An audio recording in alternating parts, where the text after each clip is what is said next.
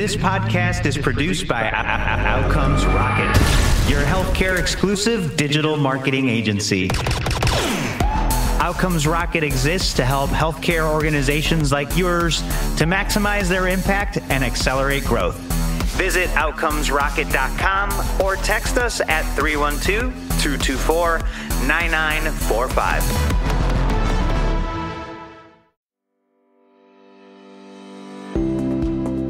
Hey everyone, welcome back to the Outcomes Rocket. So excited that you tuned in again. Today, I have the privilege of hosting the amazing Jamie Gier. She is the Chief Marketing Officer at DexCare.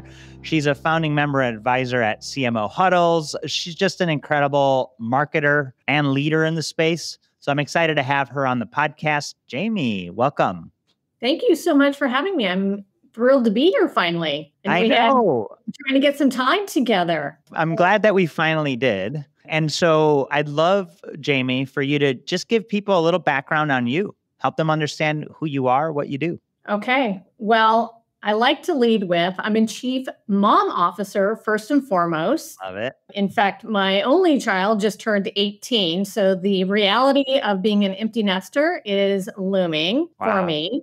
Very excited for him. And when I'm not playing my mom role, and I shouldn't say playing, you kind of don't play that, you just are it. You live it. Chief marketing officer of DexCare. I love it. And are you guys doing college visits and stuff, kind of getting a feel for where to go and all that? Yeah, we actually completed all of our college visits. And so he's got 3 opportunities ahead of him. Beautiful. Won't disclose them, but he'll be choosing here real soon. Amazing. All out of state. So he didn't want to stay in state, huh? I was encouraging him to kind of spread the wings, go out, experience life, be independent.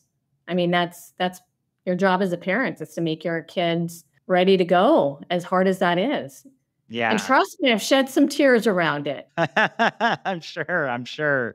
Well, you know what? It's a blessing and congrats. So glad that he's got 3 opportunities to choose from. That's always the better kind of problem that you have, There's more options than you know what to do with. So always a good one in my book. So Jamie, let's dig into it. Let's kind of tell us about the business, what you guys do, how is it different, and why does it matter? Sure. So DexCare is a patient access platform. We spun out of Providence Health about 4 years ago. And the problem that we're solving is helping to decrease the time it takes for a patient to be able to see his or her physician or a physician or to just get care. So our vision is nobody waits for care. And on average, just for primary care, you can wait 26 days to see a physician. And so our whole purpose is to decrease the length of time it takes for that appointment to take place.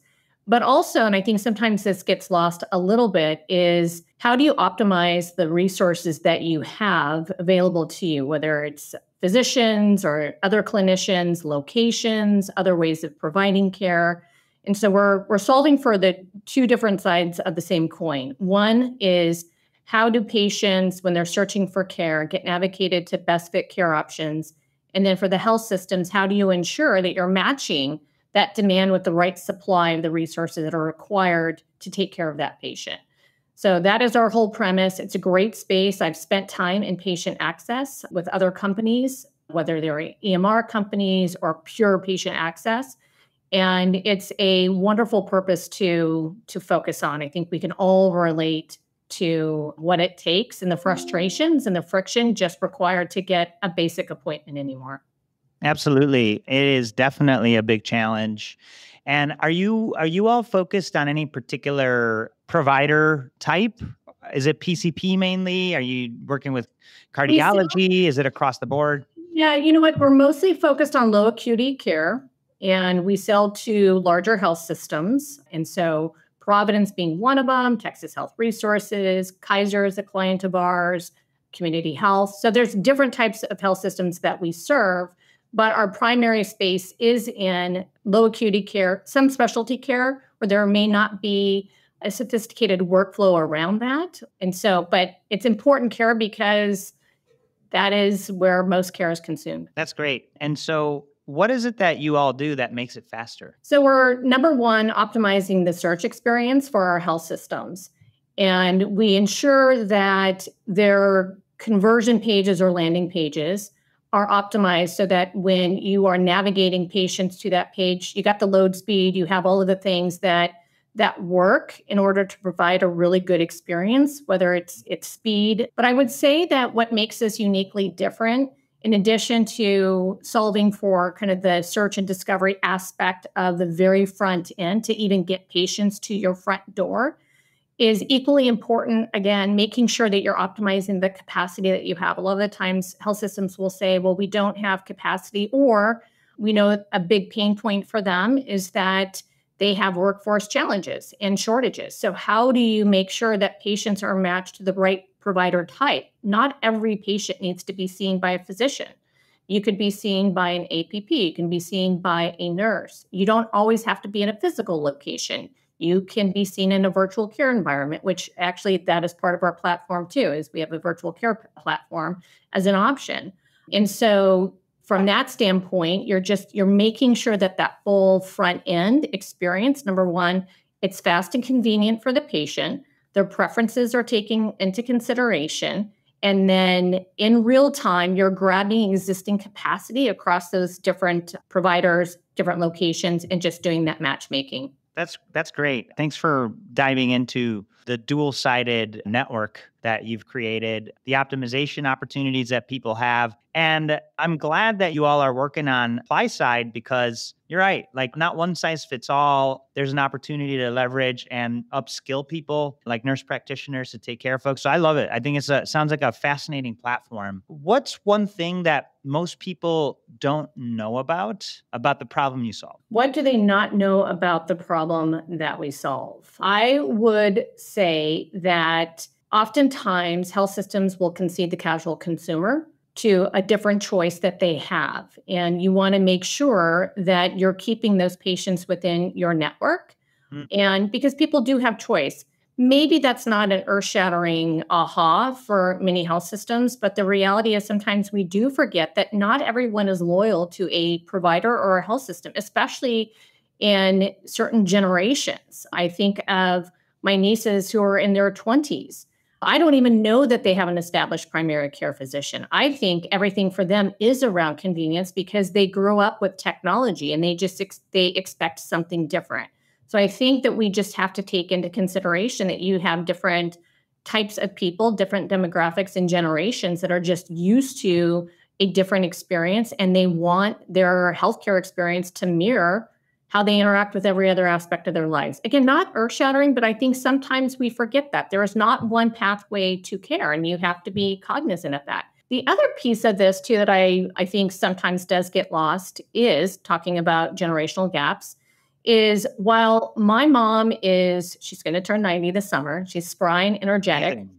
We may not think of her as a digitally savvy healthcare consumer. However, as her care provider, as someone who wants to be integrated into that experience, oftentimes I'm the one that requires the digital tools to even participate in her care. So for example, she lives 4 hours away. If she has an appointment with her geriatric doctor, I want to be able to have a virtual care visit with them. And so sometimes I think we can fall into the trap of, well, my mom may not be pick up the phone and schedule an appointment as one of her care providers. I will. So I think we also have to keep that in mind. Yeah, no, some great points there. And, on the marketing side, kind of wearing our marketing hats here for a second, it's all about the ICP, right? The ideal client profiles and being crystal clear on those. You want to speak to that? I would love to speak about it. I think about it all of the time, all of the time. And let me be clear with your viewers. I am largely a B2B marketer. Most of my career has been spent in healthcare. I grew up through the ranks of working for EMR vendors, and then I got into very niche vendors. But the reality is this: we've all been marketing to largely the same ICP. What has grown, maybe not necessarily the high growth in the number of health systems. In fact, there's a lot of consolidation. But what has grown in the past, I would say 10, 15 years, is simply the number of technology vendors in this space. And so I think as marketers, we are challenged with how do you effectively compete, not necessarily product to product, but how do you compete for mind share and market share? Because we're all targeting the same health systems, the same providers. Oftentimes it's an enterprise play. So we know that the sales cycle is extremely long. You might be selling to multiple departments and committee of 10. So narrowing in on that ICP in terms of who actually is in market and making the investments there as you're building brand for the future. But I think you have to be very prescriptive on who is an ideal client profile outside of which EMR they're using, or are they a independent community hospital versus one that's part of a larger health system? Those things are important, but I think that there's other purchasing criteria that we have to be mindful of. Otherwise, you're going to be spending a lot of money making investments on potential buyers who really are not in market for that. But I think about that very intentionally, mostly, Saul, because the sheer volume of digital health companies in this space has just grown so much that you're having to really effectively compete for that heart and mind share. Love that. No, it's very well said, Jamie. We've got to be thinking about these things. If you don't have it documented, you're missing the ball. So definitely document it. No, it's a great tip there. And so look, we like to learn from successful people. So Jamie, what's your favorite business resource or business hack that you'd recommend to our listeners and why? Oh, the business hack. How do I do this without getting into AI? Because I know everyone's burnt out on AI. Look, while I've spent time with Fortune 500 companies, I'm working for a high growth emerging company. So resources are not necessarily always at my fingertips. So I'm trying to figure out, how do you scale a small team? How do you be as efficient as possible and agile? I don't know that this is a business hack as much as, like everyone else, I'm trying to figure out, how do you now use technology, and namely AI, to be smarter about what you do, what you might use AI for versus our own inherent skills that make us masters of of our craft, so to speak. And so, we're testing out all sorts of things, whether it's ChatGPT to help us write content. I just had a conversation. I was with a roundtable of chief communication officers for companies represented in the Seattle area. You can only imagine who those companies are. But we had a very healthy conversation specifically around AI and its use cases. What is it good at? What is it not? What are we not, by the way, what are we not going to concede to AI? So for example, if we're writing an op-ed for Forbes or Newsweek, I'm not going to put that through ChatGPT. That is, our own thinking and critical thinking and ideas. And so we want to leverage our expertise in how we message something versus, if I'm going to write a little educational content or a blog, I'll put that through. So we had a really good conversation around it. But I also think a business hack is, my MarTech stack is pretty sophisticated. So we have CRM, we have marketing automation, I have an ABX platform, we have niche tools for how do we make sure that our contacts are really clean and everything is accurate. So there's a lot of different technologies that we use. And I'm happy to now see that some of these tech vendors are actually using AI within their own platform to make their systems more intuitive, but also to integrate data across these different systems so that we can use AI to derive insights and data.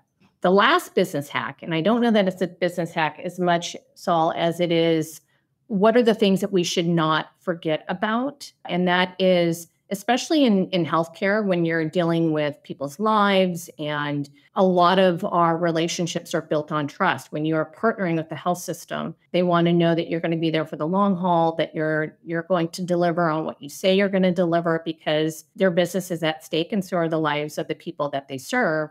One thing that I've always come back to is, as much as we've become very accustomed to using digital marketing to connect with our audiences in more ways than we ever could imagine. There's that be where your customers are. At the end of the day in this industry, and I would say for these types of partnerships, everything is around relationship marketing. And I feel like we need to double down on that even more. Yeah, well said, Jamie. Couldn't agree with you more on the relationships. They're critical. And folks, we'll obviously leave show notes on all the things that we discussed here with Jamie. And Jamie, if people want to get in touch with you, learn more about you, or learn more about the work that you all do at DexCare, how can they do that? Well, you can connect with me on LinkedIn. I'm pretty active in that community and love LinkedIn. To learn more about DexCare, simply go to dexcare.com, DEXCARE.com. Outstanding. Jamie, thank you so much. And again, folks, a reminder to check out the show notes for all the ways to get in touch with Jamie and DexCare. This has been a phenomenal episode. Glad you all could join us. And Jamie, thanks for doing this. Thank you so much.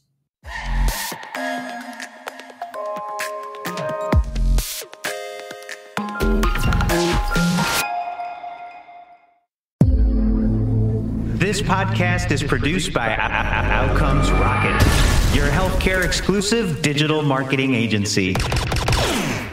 Outcomes Rocket exists to help healthcare organizations like yours to maximize their impact and accelerate growth. Visit outcomesrocket.com or text us at 312-224-9945.